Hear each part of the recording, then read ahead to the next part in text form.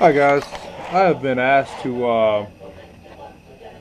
do a little video uh, on weapon making.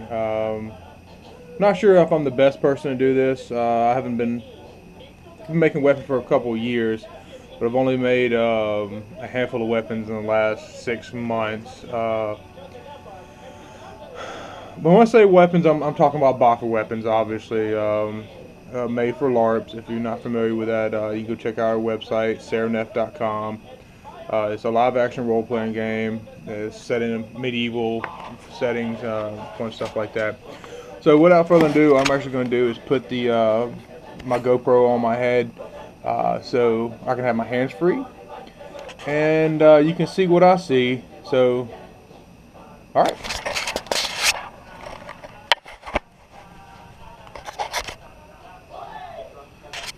Alright, well, this is my back porch. So hopefully I haven't completely out of angle. Hopefully I got a good angle. Obviously that doesn't have a display going on. So I've already prepped some things, and what we're going to make today is a short sword. I went to our rule book and flipped to the back.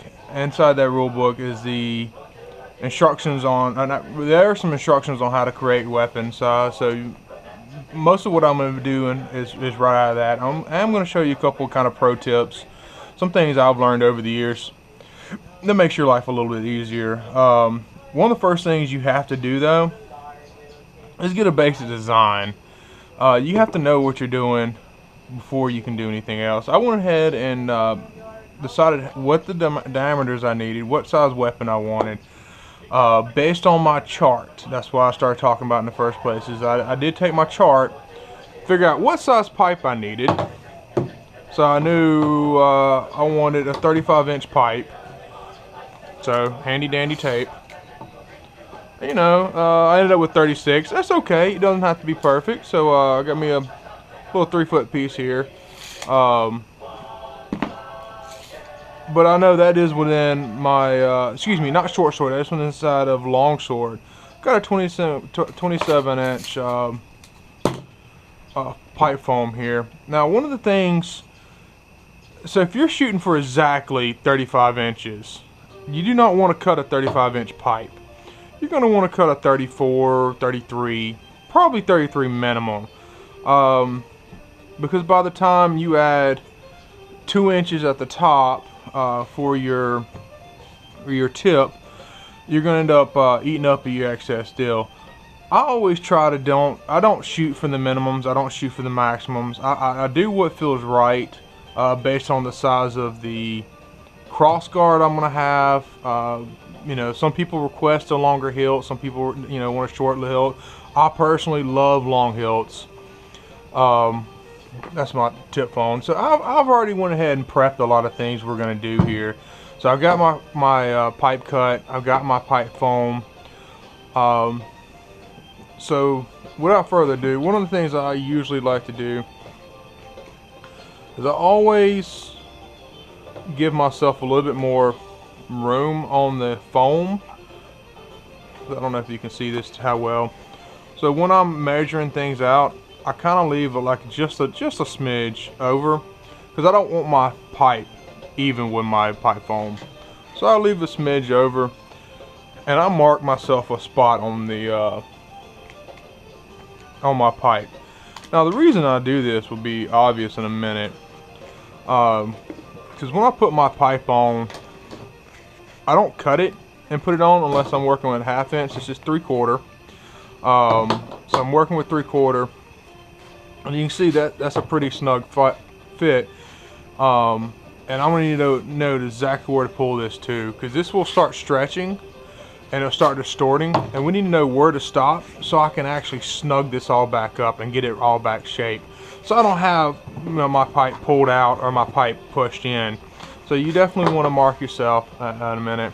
Another thing I usually do to kind of make my life easier is take my tape, which I'm actually experimenting some tapes here. This is Sure Tape brand tape. I've not had the world's best luck with Sure Tape recently, but I'm hoping with a different model it should do okay. So we're giving it a try. It's a little thicker than I like, but that's okay. So one of the things I like to do right off the bat is go ahead and run me a line right down on that seam. Now again, this is not how you have to do it. This is how I like to do it. Now the reason I do this is when I start to put it on in a minute, I like to make sure it's not going to come apart on me. Now another thing, one of the disadvantages of doing it this way is you got to be careful it's not going to curl up too bad on you, because if you pull it too tight like you want to, you end up with a banana. We don't want a banana.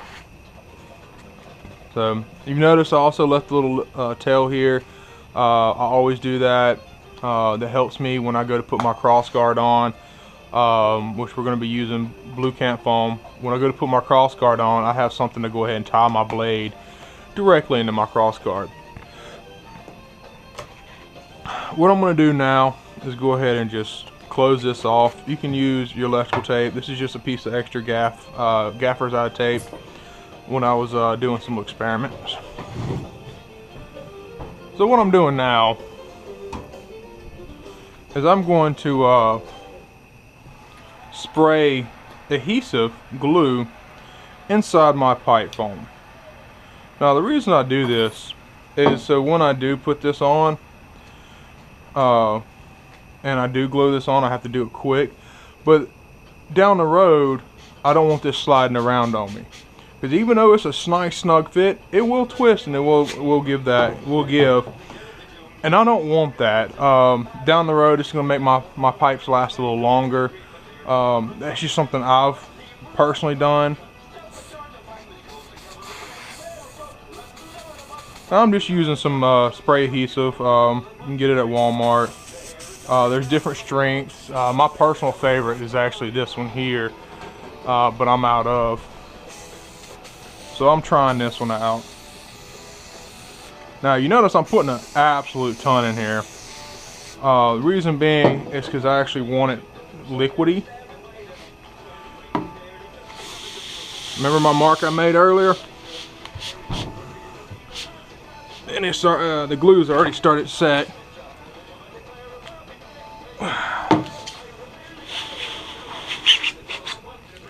So I'm pretty much right on my mark. Now the reason I put that tip at the part on tip is so I don't shoot glue out the top. See, it's set. That ain't going anywhere. Nice and snug. I have a nice good line. My hands, I've never had that happen before. It had glue coming out of the bottom. I usually put a top over, and I just didn't think about doing it.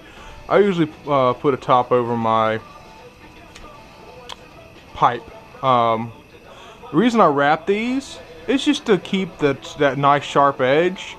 Even after I've cleaned them up with a knife, that nice sharp edge can eat through your pipe over time, or your foam over time.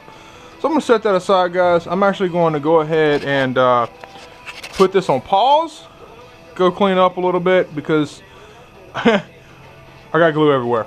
But that's fine. You can go wash your hands. Just let this set without me messing with it too much. And when we get back, I'm going to type this up, cut some of this out. I'm probably going to go ahead and cut some of this out before we go back live, and we'll go from there. All right.